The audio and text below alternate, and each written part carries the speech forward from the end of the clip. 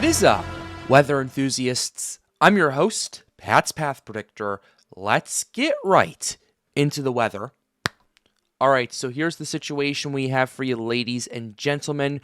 We have some things that we're going to be talking to you about today. We're going to be looking at more conditions. We're going to be looking at new model runs, and we're going to be mainly talking about potential for development, as well as what's going on in the Eastern Pacific, because that has been the main story in the tropics for today. So without further ado, we're going to go ahead and dive right into it right here. So here's the situation that we have going on right now. We have Hurricane Barbara, which is now a Category 1 hurricane with 75-mile-per-hour winds. It is our first hurricane of the Eastern Pacific season.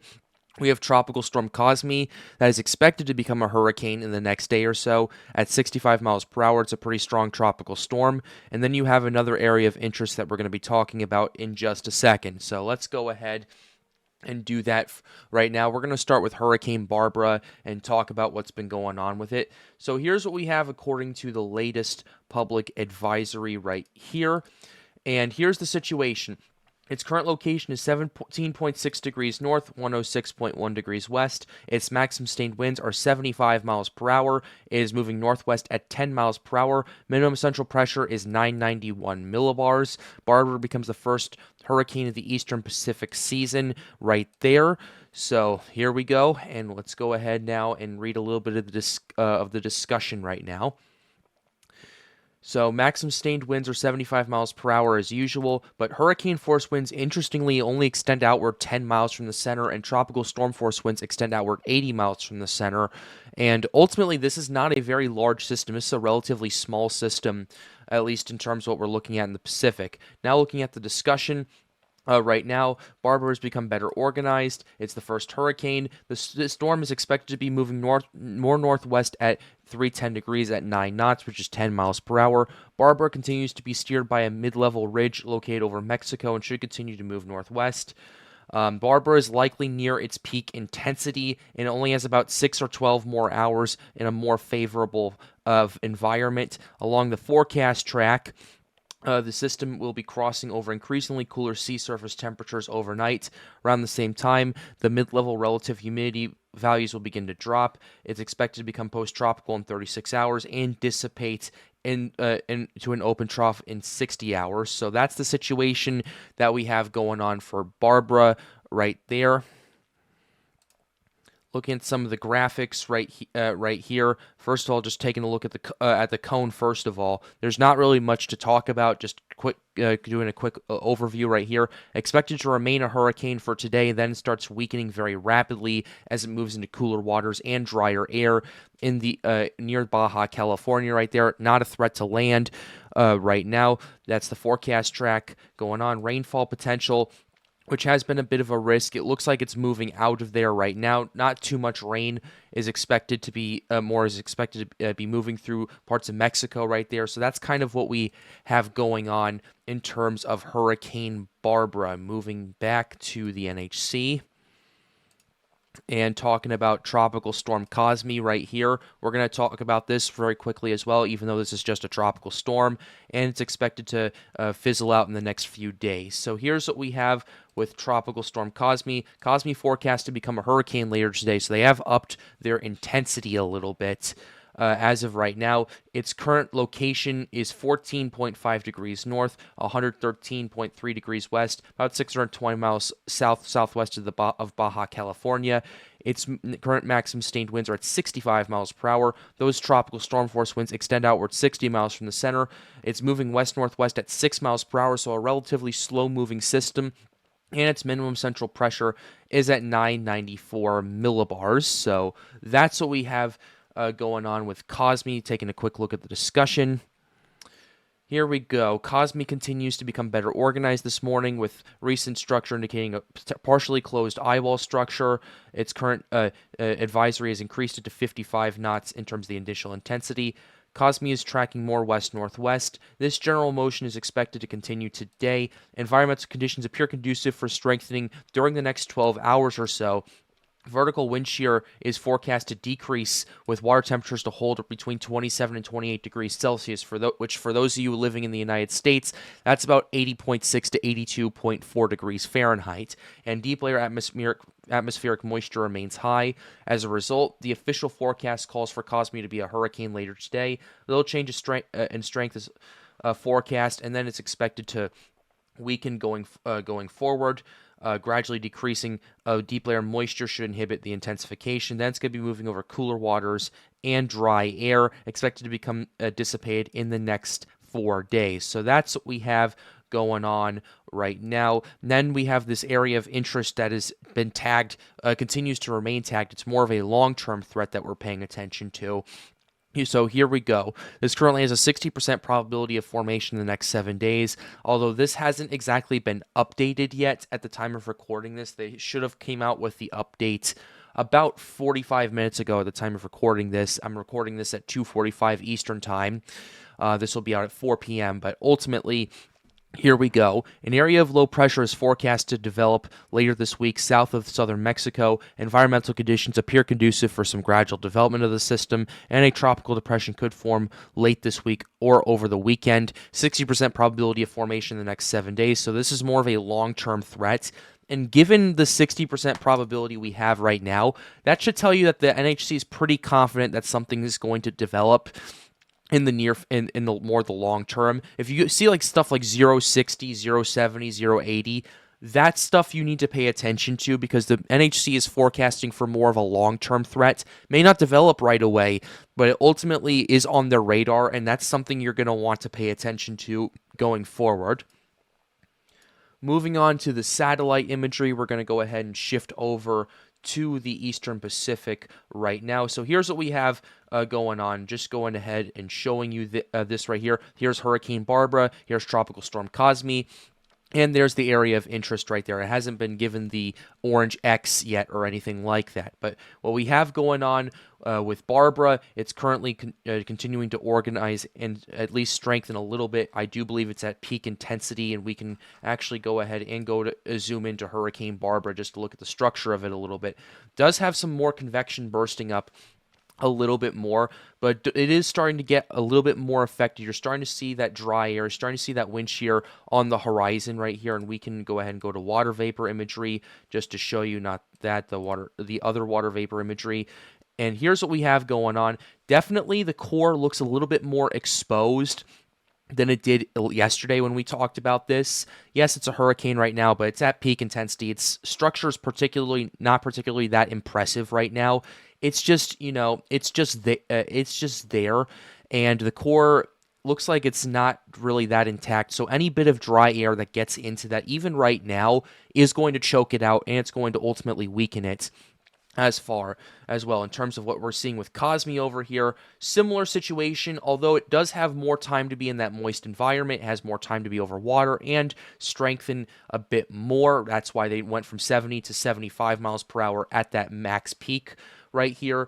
So ultimately, I do see Cosme getting more organized. Needs to take some more time to develop. The structure's definitely improved quite a bit compared to what we were seeing yesterday when we were talking about this. But ultimately, that's the kind of situation we're dealing with. Overall, they're not the most impressive structures that I have seen from tropical cyclones. But hey, it's the Eastern Pacific and it's early June. That's the best you're probably going to get for a little while. So you're going to want to pay attention to that as well. And also, this is helping me forecast for when things start firing off in the Atlantic, and this is kind of helping me out in terms of, okay, we're seeing all of this, at least now we know what to look for in terms of what we could see in the Atlantic. So this is just kind of helping me out in the long term. This is just doing forecasts like this in these videos for me is helping me out and talking about stuff, even though it's not in the Atlantic and all of that. I still want to cover it, mainly because it does play some sort of relevance in the Atlantic region. And in the second part of the video, I'm going to explain to you why that is. But this is just kind of me explaining why I'm covering all of this in the Eastern Pacific, because number one, there's not much else going on right now, and number two, this is helping me improve my forecasting. So with that being said, let's go ahead now and move over to the Atlantic and talk about some conditions that we've been watching. So we're actually going to switch this up a little bit and start by talking about the wind shear. So you're probably wondering, Patrick, why are you talking about wind shear right now? Usually start with global sea surface temperatures. Why are you talking about wind shear to start off with in this video? Well, here's the reason why. It's kind of a segue from what we've been seeing in the Eastern Pacific and why it's so relevant to the Atlantic. The reason why the East, like there's a kind of a saying, whether if the Eastern Pacific is active, the Atlantic is quiet. If the Atlantic is quiet, the Eastern Pacific is if the Atlantic's active, the Eastern Pacific is quiet. And the reason why that is because that outflow you were noticing from Hurricane Barbara, it ends like if it gets close enough to the Atlantic and gets close enough to the Gulf region over here, it ultimately will bring a lot of wind shear into that region, and it'll ultimately fuel a more unfavorable environment for development. In fact, Eastern Pacific storms are notorious for keeping tropical development out of the Gulf, out of the Caribbean, and those areas. And the reason why is because the wind shear those cyclones bring, yes, hurricanes do produce their own wind shear. It doesn't produce it right in the center or in the core of it, but it produces it more aloft, mainly through the outflow. Like that's kind of how that typically works. If you start seeing those outflow boundaries and those outflow cirrus clouds moving into the Atlantic, that means there is a lot of shear affiliated with that, and that's ultimately going to choke it out, and that's ultimately what's going to keep the wind shear high across the Gulf and in the Caribbean. So that when you see developing systems develop, and you see especially Central American gyre systems, and part of the reason why they're so difficult to forecast is because if it forms in the Atlantic, it's going to kill off any probability of development in the Eastern Pacific for a while, vice versa as well if it develops in the Eastern Pacific.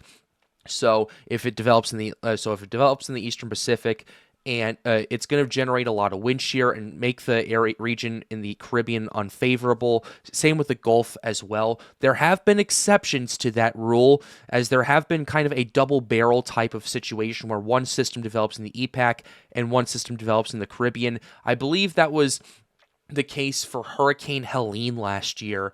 I don't recall it being I don't believe it was a Central American gyre wave, but ultimately the Central American gyre chose the Eastern Pacific. But the wind shear and the kind of the angle at its approach it was affecting the Gulf region actually helped Helene organize and develop in the Caribbean.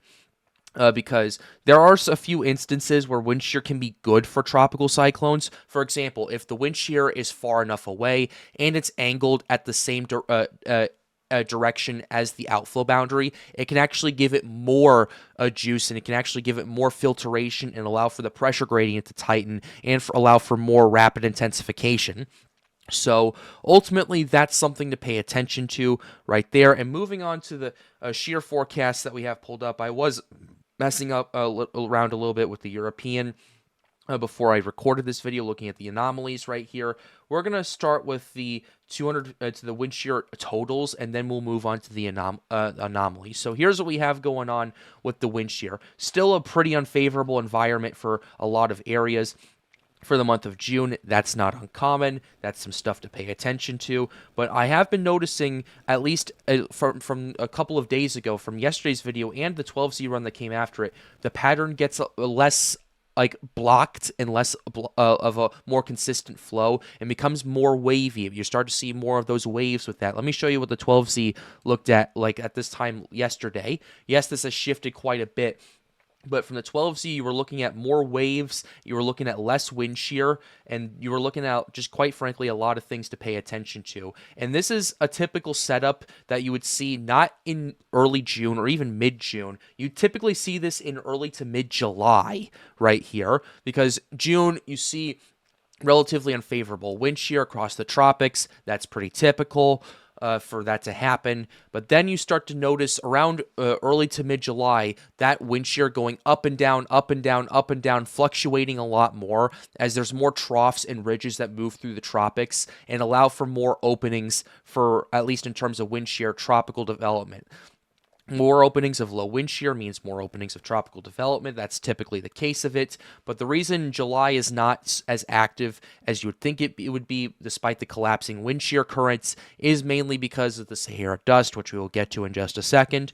But ultimately, that's what we were noticing with then. Going to the 0Z, definitely a little bit less wavy and definitely a bit more concentrated. However, the pattern by and large is still holding just to some extent. It's not as intense as it was before in terms of how wavy it is. But ultimately, that's the kind of situation we're paying attention to. Now shifting over to the moisture.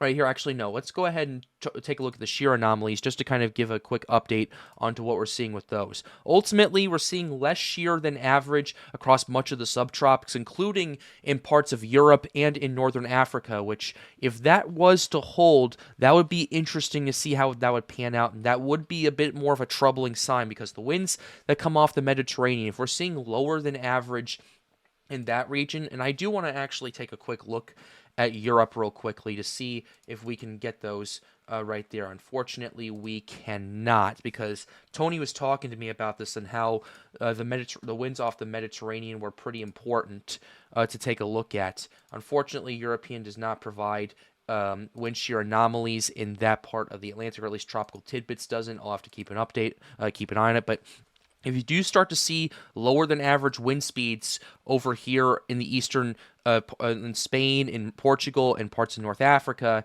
that's telling me less Sahara dust is going to get picked up. And that brings me to my next area right here. Let's look at the relative humidity right here, and then we will get to the anomalies. So here's what we have: the relative humidity, pretty dry. There's Sahara dust across much of the Atlantic right now. However, I am noticing this high pressure system starting to develop. I'm starting to notice a little bit right here that there is kind of a Bermuda High pressure starting to build up a little bit, which that's actually pretty atypical for that to happen for much of for June. You're starting to notice this. Normally when you see this, you see the Azores High being the more dominant by far across much of the North Atlantic. But the Bermuda High is starting to pick up a little bit. Yes, it does weaken and eventually merges into the Azores High. But the fact that we're seeing this Bermuda High set up this early is also a bit concerning to me. And this is actually something I didn't consider when I was looking at this before I recorded this video. If we're starting to see a situation where the Bermuda High becomes more dominant in mid-June, mind you, you're going to want to pay attention to that, because ultimately how this works is the Azores High typically peaks in late June through much of July, but the Bermuda High slowly starts to chip away at that and starts to organize and develop. And so by the time we get to early August, the Bermuda High typically becomes the more dominant of the two high pressure systems in the Atlantic. What we're seeing instead right now is the Bermuda High starting to assert some more of its dominance a lot earlier on than I would like to see. And why am I bringing this up? Well, that's important for steering currents. And that's important for how these systems are going to get driven and how they're going to get potentially pose a threat to land, because high pressure systems, they have clockwise rotation, and ultimately what you're seeing with this is basically on the southern end of that high, everything moves easterly, moves to the west, and ultimately that's how your tropical cyclones move from east to west. Those high pressure systems are steering currents that drive that. And if we're seeing a situation where the Bermuda High pops up earlier than what we were expecting, that could potentially be a big problem in the long term. I'm talking like July, August, September, October, where more systems get driven closer to land, to the Antilles, to the Caribbean, to the Gulf region, and those areas as well. So that's another factor we're paying attention to. And one last thing before I end this video, I'm just going to briefly go over the anomalies once again. Still more than average, and similar with the Sahara region as well. And that kind of raises my concern again with there being less Sahara dust than what we were potentially seeing before. So those are all concerns that I have right now. As we've been talking about, there are less fail modes compared to what we were seeing last year. We're seeing the Bermuda High starting to try to get its act together a lot earlier than we thought. We're starting to see more moisture. We're seeing less winds from the Mediterranean. That brings in less Sahara dust as well. So we're going to have to keep you updated on all of this here on the Pat's Path Predictor channel. But like the video, subscribe to the channel if you are new. The goal, as always, is to get more people engaged with weather. If you want to hang out, help out, or ask us questions, be sure to join the Storms United Discord server. The link to that is in the end screen. And with that being said, have a wonderful day, guys. Stay safe.